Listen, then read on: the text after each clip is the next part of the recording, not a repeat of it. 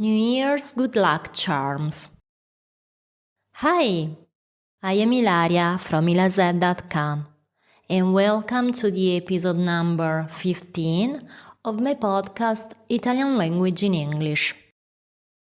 In today's episode, I am going to tell you some lucky charms that Italians use on New Year's Eve to attract abundance and happiness.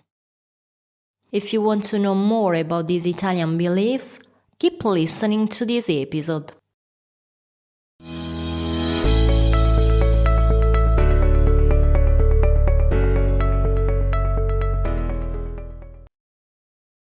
Are Italians superstitious? Do they use good luck charms? Do they have rituals which they believe can drive away bad luck?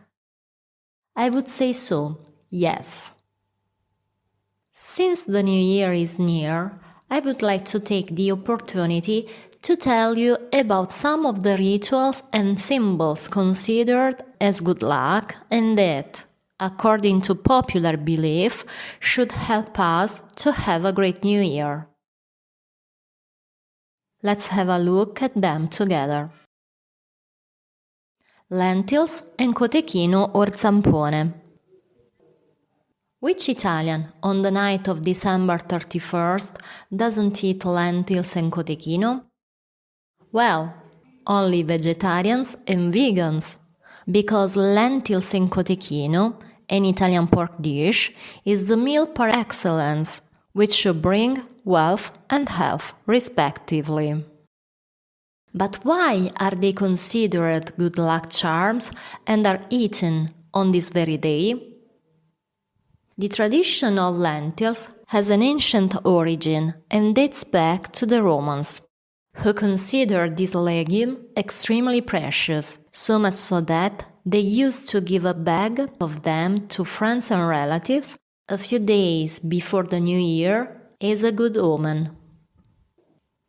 Zampone, cooked pig's foot, and cotechino, on the other hand, date back to around 1500s.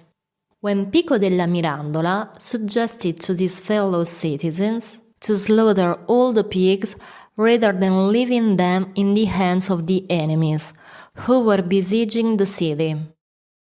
In order to preserve all of this meat, these delicacies, cotechino and zampone, were born and are still eaten to this day. Wearing something red. In Italy, on December 31st, you can't help but wear something red. I have already mentioned this tradition in the episode called New Year's Eve in Italy, which I stated that whether you wear a dress, undergarments, or just a small detail like a hair clip or a bow tie, red is a must. But why does red being worn on New Year's Eve bring good luck? The tradition also has very ancient origin. In fact, before, in Roman times, both women and men wore something red, a symbol of fertility. Red, combined with cotechino and lentils, should therefore guarantee a super prosperous and productive year. A kiss under the mistletoe. What do we do when midnight strikes? We give each other a kiss under the mistletoe, and we start a conga line. This concept of a mistletoe is not only an Italian tradition, as it has its roots in an ancient Nordic legend. It says that this plant was used to build a weapon used to kill a boy. His mother cried in despair, and her tears, which fell on the mistletoe, turned into berries and gave life to her son. That's why, even today, the mistletoe is associated with rebirth, and is bestowed the power of good luck. This is also why, in every home, we hang a branch of mistletoe, under which we exchange kisses and good wishes. throwing away all things. Here is a distinctly Southern tradition that I can't help but talk about since I am from Southern Italy. On New Year's Eve, we throw away all things. But which things? Everything.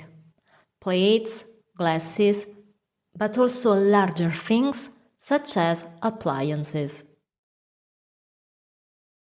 I remember that, as a child, I always spent New Year's Eve at home with my family, in order to also avoid the risk of being hit by objects that were thrown from windows and balconies. This tradition has been gradually lost due to the economic crisis that has hit Italy in recent years, and in this loss, two different aspects can be identified. On the one hand, there is something positive, that is avoiding the recurrence of a sort of incivility that cannot be tolerated, and trying to protect the environment by using the objects bought for as long as possible.